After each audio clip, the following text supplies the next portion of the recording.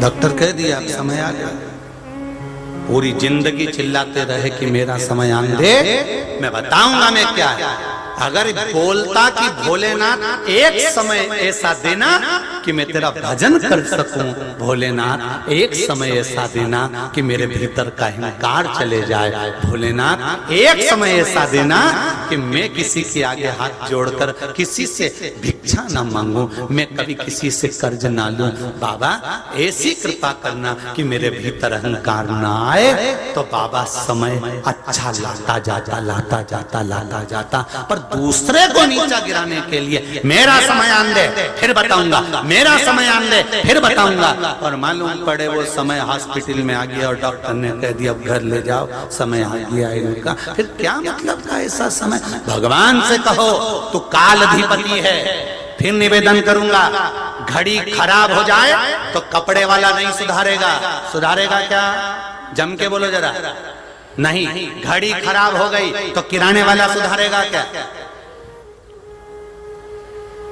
हो सकता है परली में सुधारेगा नहीं। घड़ी खराब हो जाए तो किराने वाला नहीं सुधारेगा, घड़ी खराब हो जाए तो कपड़े वाला नहीं सुधारेगा, घड़ी खराब हो जाए तो कोई दुकान वाला नहीं सुधारेगा।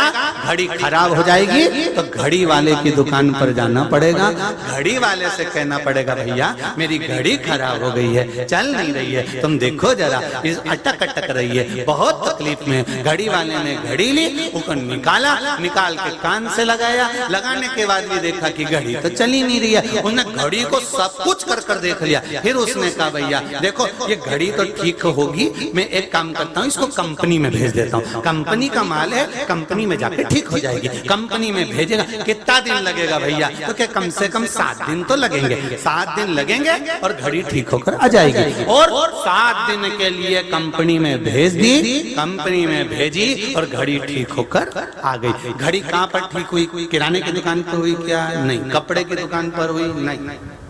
मोबाइल की दुकान पर नहीं, घड़ी की दुकान पर घड़ी ठीक हुई है। उसी तरह शंकर जी का एक नाम महाकाल है। काल का मतलब होता है घड़ी, समय, पल, उसको काल अधिपति कहते हैं। समय किसने बनाया? शिव जी ने। पल किसने बनाया? शंकर भगवान ने। ये महीना, नक्षत्र, पल, घड़ी, समय, ये सब शंकर भगवान ने बनाया। किसी भी पुराण को उठाकर देख लेना, किसी पुराण में तुमको नहीं मिलेगा कि पल किसने बनाया, घड़ी किसने बनाई, नक्षत्र किसने बनाया, तिथि किसने बनाई, बार किसने बनाए, दिन किसने बनाए। सारी पुराण उठाकर देखना, केवल शिव महापुराण में मिलेगा कि समय शिव जी ने बनाया, पल शिव जी ने बनाया, नक्षत्र शिव जी ने बनाया, सब कुछ शंकर भगवान ने बनाया। तो ये पल, समय, घड़ी, काल सब शंकर भगवान ने बनाया है। तो फिर घड़ी सुधरेगी कहाँ? अगर तुम्हारी बेकार घड़ी चल रही है, बेकार समय चल रहा है, समय बेकार हो गया है, तो कहीं मत जाओ। 7 दिन के लिए इस घड़ी को कंपनी में ले आओ।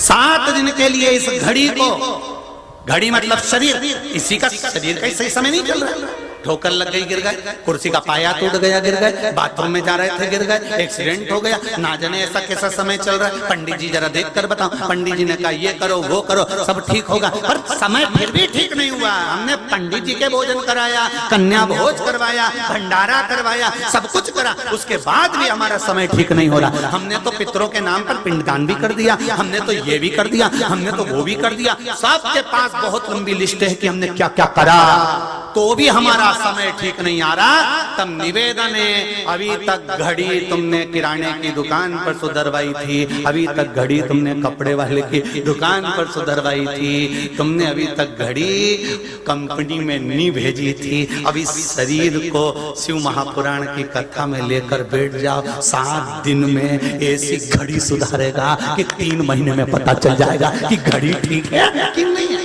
वो सुधार सकता।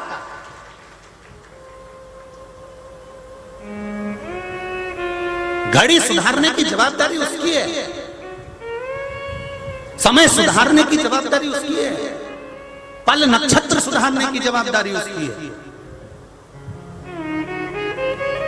पर उसके लिए थोड़ा धैर्य मानना पड़ेगा। आपको विश्वास करना पड़ेगा कि दुकान वाले को घड़ी दी है तो ये घड़ी निपटाएगा नहीं।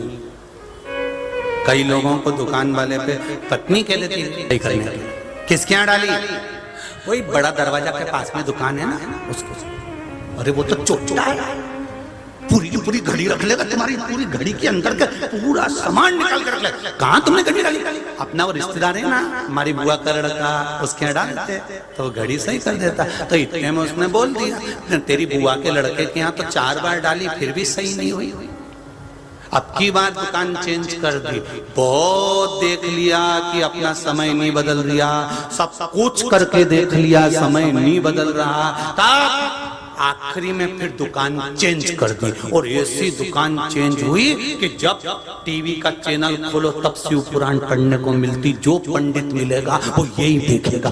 दुकान सबने चेंज कर दी, अच्छी अच्छी दुकानें चेंज हो गई दादा, जिसे देखो वो शिव पुराण चेंज। उन्होंने कहा बदलो घड़ी, दुकान पर घड़ी सही हो सकती, कंपनी चेंज कर।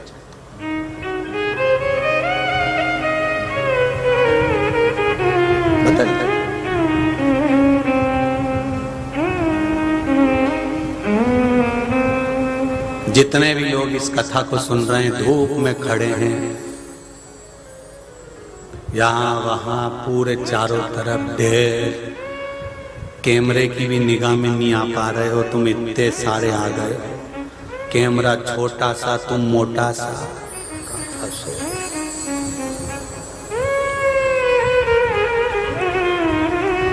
पर चिंता मत करना, कोई बात नहीं। कंपनी में आ गए हो तो ठीक होकर तो जाओगे, ये पक्का है। ठीक होकर तो जाओगे, ये निश्चित।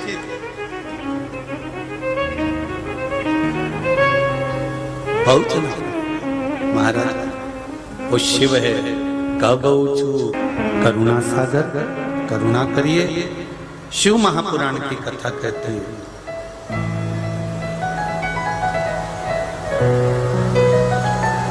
दिया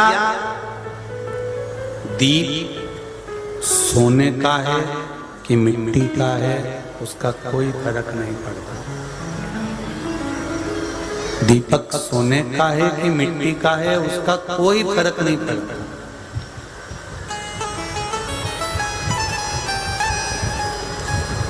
आप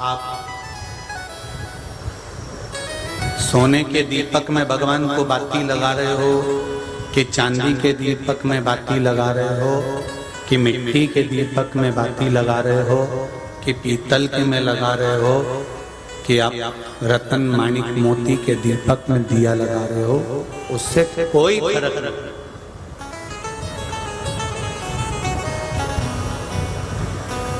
फर्क ये पड़ता है कि दीपक में जो बाती लगाई गई उससे प्रकाश कितना। हम चांदी का दिया लगाते हैं गुरुजी, कैसा होता है? हम पीतल का दिया लगाते हैं गुरुजी, कैसा होता है? हम इस मिट्टी का दिया लगाते हैं, दिए से मूलता नहीं है, मूलता जो घी भरा है, जो बाती लगाई है, वो बाती का प्रकाश कैसा होता है?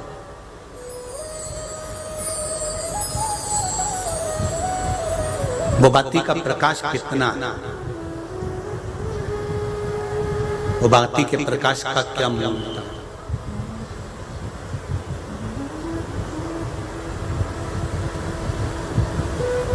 हमारा इतना बड़ा परिवार है गुरुजी। अब देखिए सोने का दीपक, सोने का दीपक देखिए, हमारा इतना बड़ा परिवार है गुरुजी। मेरे इतने सारे दोस्त हैं, मेरे इतने सारे रिश्तेदार हैं।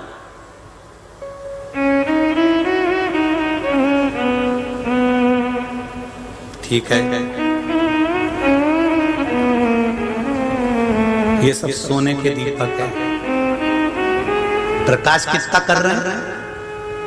जब आपका दुख का समय आया, जब आपका घड़ी पल बेकार आया, समय बेकार आया, तो आपके रिश्तेदारों ने, आपके कुटुंब ने आपको 2-2, 5-5 लाख रुपए लाके दिए क्या? बोलो तो जरा जम के। किसी रिश्तेदार ने आकर कहा नहीं साहब हम तुम्हारे को पूरी दुकान डलवा देते हैं, तुम 1 रुपया वापिस मत करना, तुम्हारी दुकान में माल भी हम भरेंगे, जमीन भी हमारी, जगह भी हमारी, माल भी हमारा। क्या रिश्तेदारों के पास में धन नहीं था क्या? खूब था। संपदा नहीं थी क्या? खूब थी।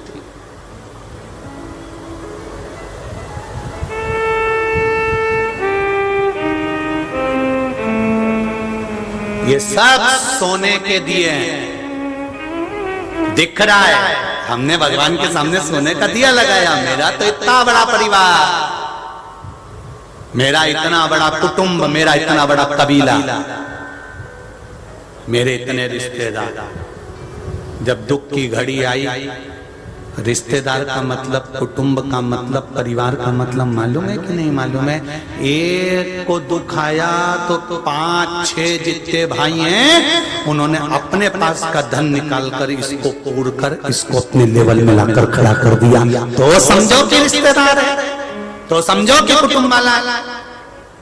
बल्कि और दुनिया के लोग ताने देने लगे, संभाल के नहीं चल रहा था, खूब उजाड़ रहा था, बर्बाद तो होना ही था, होना हो गए। बजवाने वाले, बैंड बाजे बजवाने वाले, नगाड़े बजवाने वाले कम मिलेंगे, पर बुरे समय में डीजे बजवाने वाले ढेर मिलेंगे। उनका एक ही काम रहेगा, डीजे जैसा काम करेंगे। जब भी शादी में जाएंगे तो अपने समाज वाले की, परिवार वाले की, कुटुंब वाले की कोई की बुराई करके डीजे जैसी बुराई करेंगे। तो पहले बोल रहे थे तो बेकार, अब डीजे बज रहा और सब सुन रहा है, और उन्होंने सुना, उसने जाकर दूसरी जगह का, दूसरे ने तीसरी जगह का। शास्त्र कहता है समाज, परिवार, कुटुंब, कबीला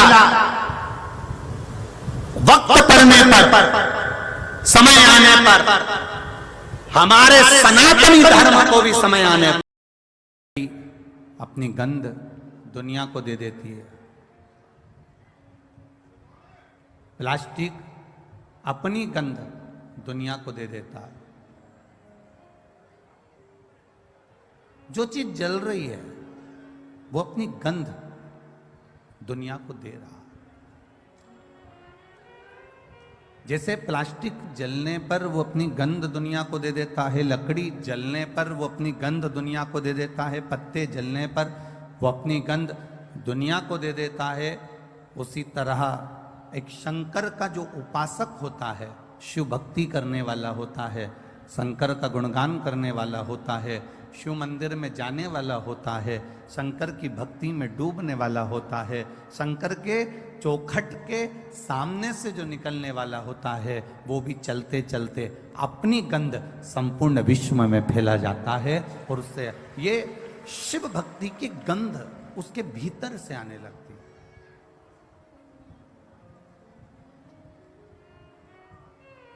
शिव महापुराण की कथा कहती है, जरूरी नहीं कि आप मंदिर में जाएं तो दिया जलाएं, जरूरी नहीं कि आप मंदिर में जा रहे हैं तो 1 लोटा जल चढ़ाएं, जरूरी नहीं कि आप मंदिर में जाएं तो बेलपत्र चढ़ाएं, जरूरी नहीं कि मंदिर में जाएं तो चावल का दाना चढ़ाएं, जरूरी नहीं कि मंदिर में जाएं तो आप पुष्प चढ़ाएं। शिव महापुराण की कथा ये भी कहती है कि जरूरी नहीं कि आप मंदिर में कुछ लेकर जाएंगे तो शंकर भगवान प्रसन्न होंगे। जरूरी ये है कि अगर मंदिर में पहुंच भी गए हो और अपने दोनों हाथों का प्रयोग आपने मंदिर की सफाई में भी कर दिया, तो वो बेलपत्र और जल चढ़ाने से बड़ा होता है। मंदिर की देखभाल में कर दिया तो वो मंदिर में सुख प्रदान करने से ज्यादा प्रबल होता है। दरवाजे पर आप उसके चौखट पर गए, नहीं है आपके पास में 1 लोटा जल, नहीं है आपके पास में 1 बेलपत्र, नहीं है आपके पास में कोई सामग्री चढ़ाने की, तो भी आप देवाधिदेव महादेव के मंदिर में अगर आपने केवल सफाई ही कर दी है, उसमें भी सुख का अनुभव है महाराज। चढ़े हुए बेलपत्र से भी आपने भोलेनाथ जी का श्रृंगार कर दिया, उसमें भी आपका सुख है महाराज। और इतना भी जाने दो, अगर मंदिर के दरवाजे से मंदिर के अंदर प्रवेश भी नहीं कर पाए तो केवल मंदिर की चौखट के सामने से निकलते निकलते उसके शिखर का मात्र दर्शन भी कर लिया तो समझ लो कि हमारी जीवन की सार्थकता हो गई, हमारा जीवन धन्य हो गया।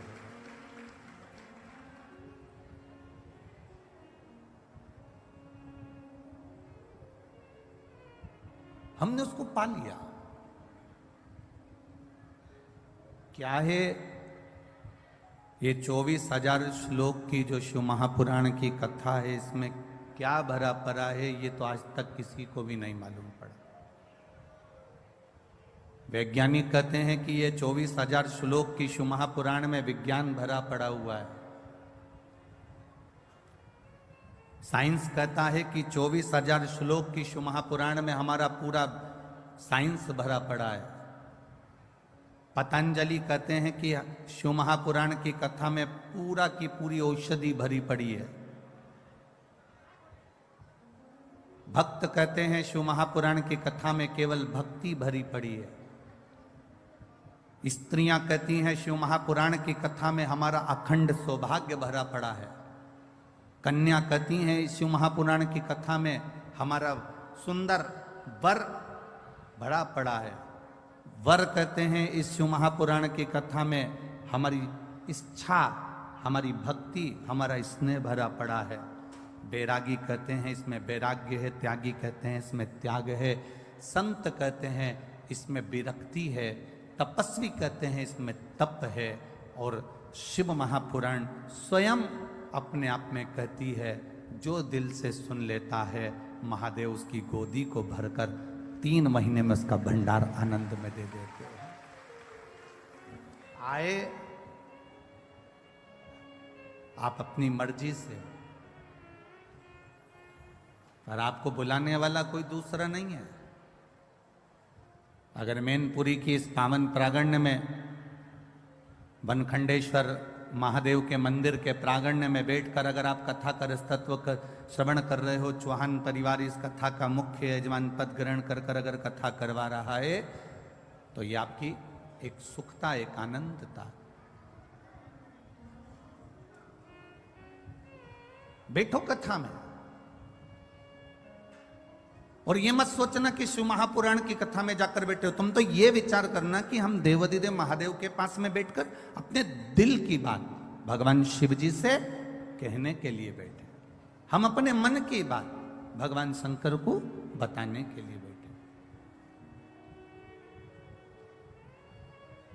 और जब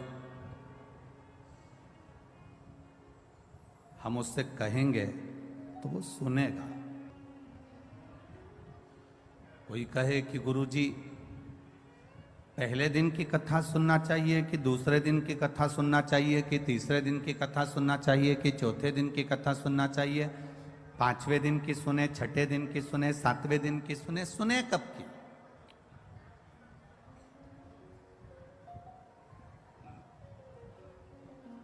सात दिन की शिवपुराण है। 7 कोस का गोवर्धन पर्वत है। 7 वर्ष की अवस्था में भगवान कृष्ण ने पर्वत को उठाया था।